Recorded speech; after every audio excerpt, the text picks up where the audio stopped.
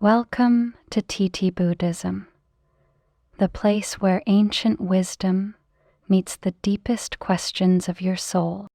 For years, I've been a seeker, not of belief, but of truth.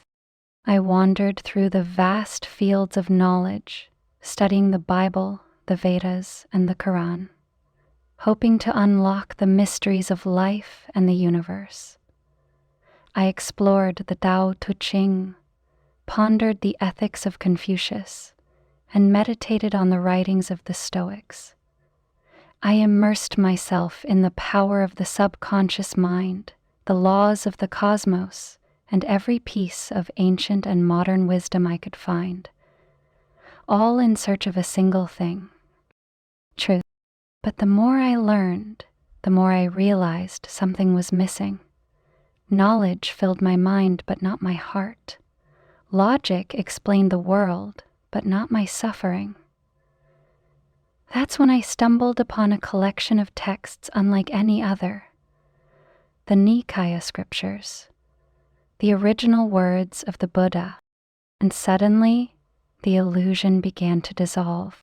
It wasn't about believing anymore. It was about seeing clearly, deeply, fearlessly. In today's video, we'll dive into one of the most provocative teachings in all of Buddhism. What if heaven and hell are just illusions, and the true prison is believing they're real? This might challenge everything you've been told about life, the soul, and the afterlife. Stay with me, because once you see through the illusion, you'll never look at reality the same way again. 1. Challenging the traditional notions of heaven and hell. From a young age, many of us were raised to believe in two opposing destinations: heaven as a reward for the righteous, and hell as punishment for the wicked. These ideas shaped not only our sense of morality, but also instilled deep-rooted fears and expectations about life after death. But the Buddha, one of the greatest spiritual teachers in history, challenged this framework entirely. He asked us to look deeper, not just to question the existence of heaven and hell, but to understand how clinging to these ideas might actually keep us trapped in suffering. In Buddhist teachings, heaven and hell are not final destinations handed down by a divine judge. Instead, they are viewed as mental states or temporary realms, shaped by our actions, emotions, and intentions. While traditional religions often use these places to promote virtue or discourage sin, the Buddha warned that living in fear of hell or craving for heaven only strengthens our attachment to desire and aversion, the very roots of suffering. Rather than striving for a promised paradise or fearing eternal torment, the Buddha invites us to examine the present moment. He teaches that heaven and hell are within us. When the mind is overwhelmed by greed, hatred, or delusion, we are already in hell. But when the mind rests in compassion, wisdom, and peace, we touch heaven here and now. So the real path isn't about seeking reward or avoiding punishment. It's about breaking free from illusions, even the illusion of heaven and hell, and realizing a freedom far deeper: nirvana, the end of suffering, the peace that no afterlife can offer. 2. Nirvana, the true goal in Buddhism. In many spiritual traditions, the ultimate aim is to reach a heavenly realm, a paradise where joy is eternal and suffering disappears. But in Buddhism, the goal is entirely different. The Buddha did not teach people to seek a celestial reward after death. Instead, he pointed towards something much more profound: nirvana, a state of complete liberation from suffering, craving, and attachment. Nirvana is not a place. It's not a reward given by a god or earned through blind devotion. It's a state of being, achieved through deep insight into the nature of reality. The Buddha discovered that our suffering comes from within, from the way we cling to desires, resist change, and identify with a fixed sense of self. These patterns keep us trapped in samsara, the endless cycle of birth, death, and rebirth. To reach nirvana, we must awaken to the truth that everything is impermanent, that nothing belongs to us, and that true freedom lies in letting go. This is not an escape from the world, but a radical transformation of how we relate to it. When the fires of greed, hatred, and delusion are extinguished, the mind becomes peaceful, clear, and free. What makes this teaching so powerful is that it puts the responsibility back in our own hands. There's no divine judge, no eternal soul being saved or condemned. There is only you, your awareness, and your path. Enlightenment isn't something handed down, it's something realized. So instead of waiting for a paradise after death, the Buddha urges us to seek inner liberation here and now. Because the true heaven isn't found in another world. It's found in the stillness of a mind that no longer clings. 3. Heaven and hell as temporary mental states. In Buddhist philosophy, heaven and hell are not eternal places where souls are sent for judgment. Instead, they are seen as impermanent states of existence, deeply connected to our actions, thoughts, and mental conditions. This is a radical departure from traditional religious views, where heaven is the ultimate reward and hell the ultimate punishment. For the Buddha, both are part of samsara, the continuous cycle of birth, death, and rebirth, and they are just as transient as everything else in this world. If someone lives a life rooted in compassion, generosity, and mindfulness, they may experience what feels like heaven, not necessarily in a mystical realm, but in this very life, or a fortunate rebirth. Peace of mind, fulfilling relationships, and inner contentment are signs of a wholesome state of being. On the other hand, a life driven by greed, hatred, and ignorance can create conditions that feel like hell. Emotional torment, conflict, guilt, and deep suffering. The key point in Buddhism is that these conditions are not fixed. They are subject to change because they are conditioned by causes, our actions, karma, our intentions, and our states of mind. You're not condemned to hell forever, nor are you guaranteed a permanent seat in heaven. What you experience both now and in future lives is shaped by what you do and how you think. This view encourages a powerful sense of personal responsibility. We are not victims of divine punishment or reward. We are creators of our own experience. Rather than fearing an eternal hell or chasing an eternal heaven, the Buddha teaches us to observe the here and now, where suffering arises and where peace can also begin. Heaven and hell, in this light, are not distant places. They are moments we create within our own mind. 4. The duality trap. One of the most profound insights in the Buddha's teaching is the understanding that much of our suffering comes not from what we experience, but from how we divide the world into good and bad, reward and punishment, pleasure and pain, heaven and hell.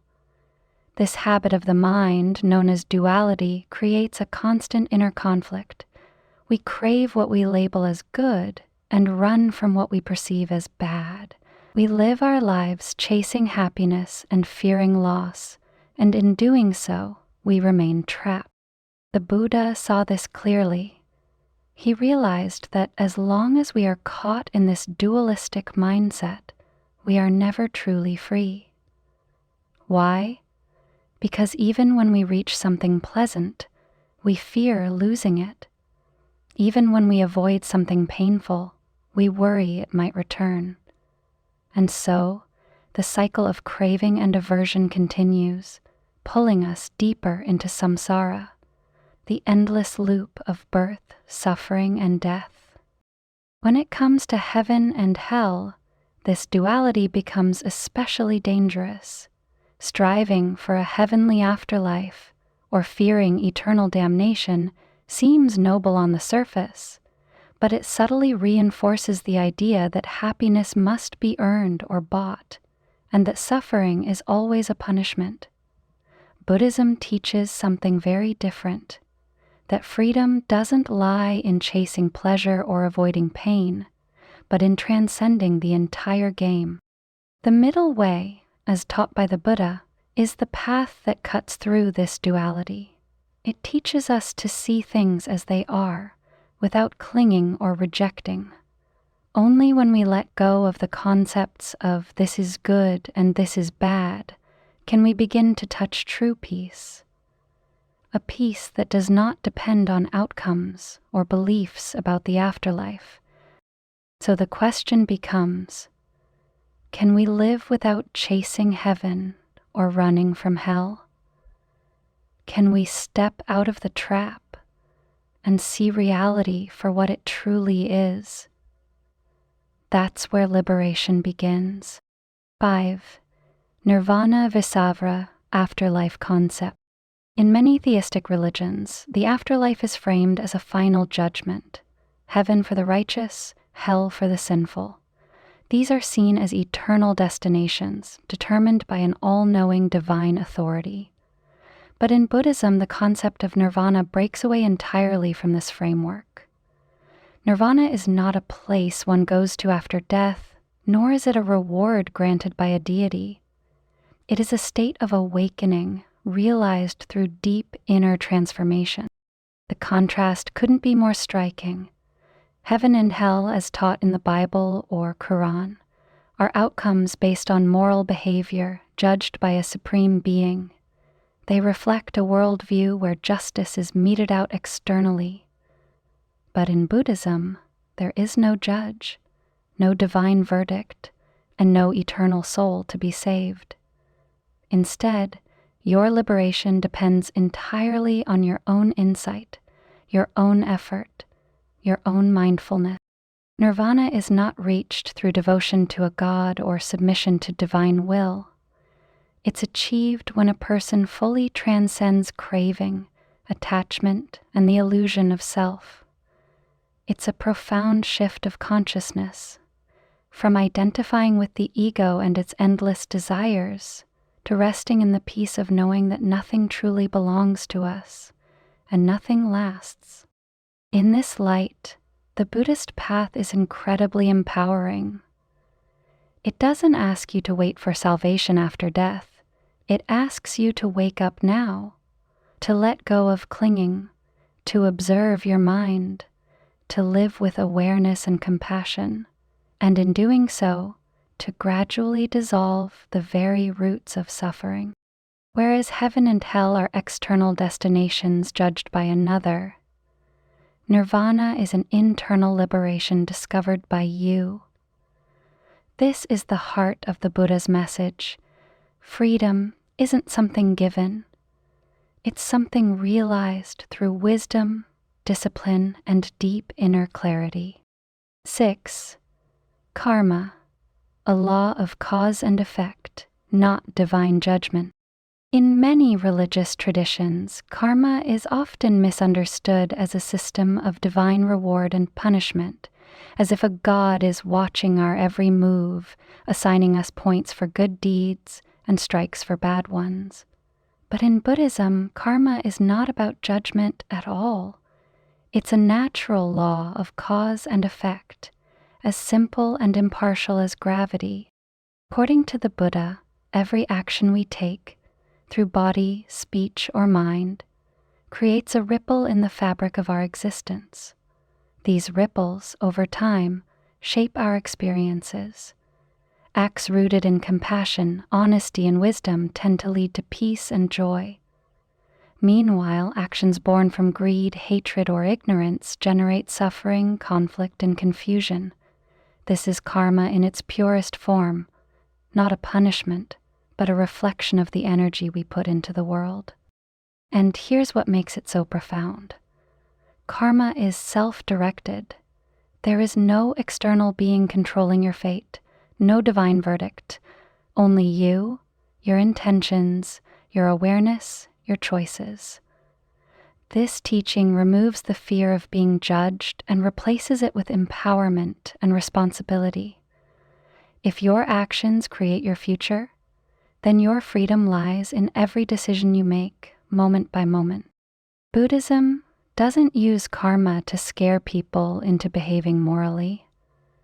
It invites us to understand the deep interconnectedness of life, that what we do, think, and feel matters, not because someone is watching, but because it naturally shapes our path. So instead of fearing some final judgment in a faraway afterlife, Buddhism urges us to pay attention to the present. Right now, in this moment, you are planting the seeds of your future. The question is, are those seeds rooted in mindfulness and compassion, or in confusion and craving? The choice is always yours. 7. Anatta, the illusion of a permanent soul. Perhaps one of the most revolutionary teachings of the Buddha, and the most challenging to grasp, is the concept of anatta, or non-self. In many religious traditions, especially in theistic systems like Christianity and Islam, the existence of an eternal soul is foundational. This soul, believed to be the true essence of a person, is destined to be judged, rewarded, or punished in the afterlife. But the Buddha offered a radically different view. There is no fixed, unchanging self to be saved or condemned. According to Buddhist teachings, what we call self is actually a constantly changing process, a flow of physical sensations, feelings, perceptions, mental formations, and consciousness. These 5 aggressions, called the khandhas, give rise to the illusion of a stable identity, but when closely examined, there is no core, no eternal me behind them. This insight is not meant to be a cold intellectual idea. It is a liberating realization, because the belief in a permanent self is what gives rise to craving, fear, pride, anger, and ultimately, suffering. We cling to what pleases the self. We fear the loss of the self. We fight to defend it. But if the self is an illusion, then so are the things we cling to. This teaching also directly challenges the logic of heaven and hell as eternal rewards or punishments for a soul. If there is no permanent soul, then who is it that gets judged?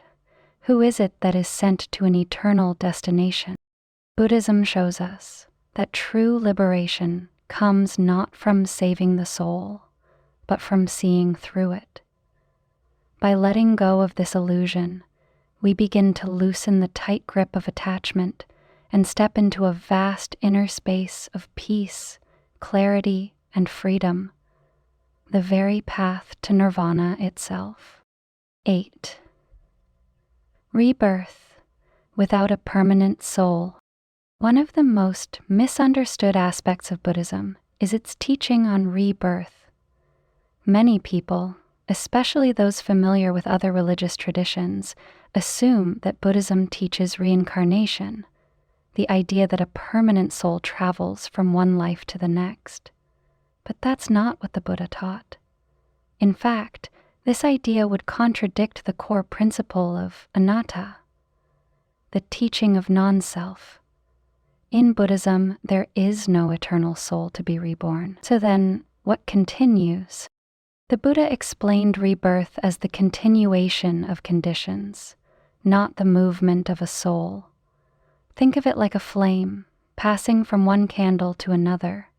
The flame continues, but it's not the exact same flame, nor is it entirely separate. Similarly, your present life is shaped by the momentum of past actions, and your future is shaped by your present intentions. What moves from life to life is not a self, but a stream of karmic energy, causes and effects unfolding over time. This view radically transforms how we understand life and death. It removes the fear of eternal punishment and the longing for eternal reward. It also deepens our sense of personal responsibility. Since nothing about you is fixed, every moment becomes an opportunity to influence what comes next, not just for yourself, but for the world around you. So rather than asking, "Where will my soul go after I die?" the Buddhist path encourages us to ask, "What kind of causes am I planting now?" Because it is those causes, not a soul, that continue. This understanding leads to a powerful realization. If there's no solid I that persists, then freedom comes not from securing a place in the next life, but from awakening in this one, right here, right now. 9. Freedom beyond reward and punishment.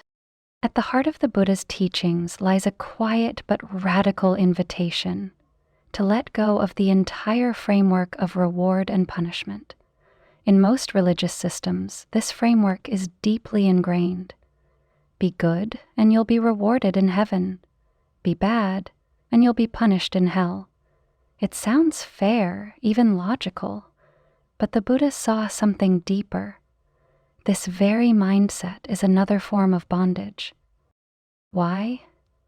Because when we live for reward or act out of fear, we are still caught in attachment and aversion, the very roots of suffering. Even our goodness becomes transactional. We give to receive. We behave to be blessed. We practice morality not out of compassion but out of expectation, and in doing so we remain trapped in samsara, the endless cycle of craving and clinging. The Buddha didn't want us to live in fear of punishment or in hope for celestial reward. He wanted us to be free. True freedom, according to his teachings, comes when we step outside the duality of good versus bad, success versus failure, heaven versus hell, and instead begin to see things as they truly are. Freedom arises not by achieving something, but by letting go. This is why the path to nirvana is called immediate liberation. It's not about what happens after we die. It's about how we live, think, and act now. By questioning even the deepest assumptions, like the promise of heaven or the threat of hell, we break the chains that keep us mentally and spiritually confined. In the Buddha's vision, enlightenment isn't earned through obedience or fear. It's discovered through insight, mindfulness, and deep inner clarity. It's the freedom to live fully, without needing anything more, not even paradise.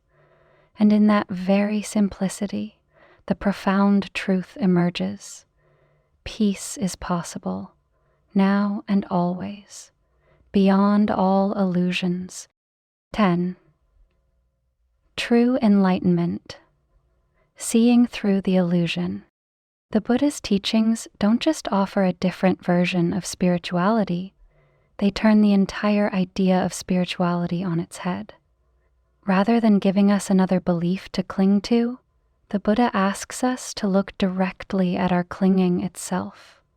He challenges not only our desires and fears, but also the very belief systems that create them, including the belief in eternal reward or punishment. In this way, concepts like heaven and hell are not just theological ideas. They are mental constructions that can trap us in cycles of craving and fear. This is what makes the Buddhist path so unique, and for many, so liberating. It does not demand blind faith in divine authority, nor does it offer a distant salvation. Instead, it offers a powerful and honest path. Wake up to the nature of your own mind, see the illusions for what they are, and be free. When we believe that happiness lies in some far-off heaven, we overlook the simple joy of the present moment. When we live in fear of punishment, we miss the chance to transform our suffering into wisdom. The Buddha taught that the only true freedom is found by going beyond these illusions, by seeing that there is no permanent self, no place of eternal bliss or torment, only this moment, shaped by causes and conditions, open to awareness. This doesn't mean life becomes meaningless, quite the opposite. It becomes more vivid, more precious, more real. Because without chasing a reward or fleeing from punishment, we finally learn to live mindfully, compassionately, and freely. So whether you're a believer, a seeker, or a skeptic, the Buddha's invitation is the same. Don't just accept. Investigate. Don't cling, observe. Don't wait for freedom, awaken to it. Because true enlightenment begins the moment we stop chasing illusions and start seeing clearly. Conclusion: applying the truth beyond heaven and hell. The teachings of the Buddha offer more than just philosophical insight. They offer a profoundly practical path to freedom in everyday life. When we begin to understand that heaven and hell are not distant destinations but mental states we create through our thoughts, actions, and intentions, everything changes. We stop living in fear of punishment or in longing for reward. Instead, we start paying attention to the present moment, where real transformation happens. This understanding isn't just for monks or philosophers, it's for all of us. It means we can stop chasing perfection or fearing failure. We can stop looking outside ourselves for salvation and start looking within. Each time we choose mindfulness over distraction, compassion over anger, and letting go over clinging, we are walking the path to liberation. Freedom is not in some distant future, it's in how we live today. So, how can you apply this wisdom to your life? Start simple. Observe your intentions. Be present with your emotions. Practice kindness even when it's hard. Let go of the need to control or to be right, and most importantly, question the beliefs that cause you suffering, even if they've been with you your whole life. If this message has resonated with you, we invite you to subscribe to TT-Buddhism, where we explore timeless teachings that bring clarity and peace into modern life. Leave a comment below and share your thoughts. Have you ever questioned your ideas of heaven and hell? What does freedom mean to you? Remember, the path is not in the sky, nor in some promised paradise. The path is within you, and it begins the moment you stop clinging and start seeing.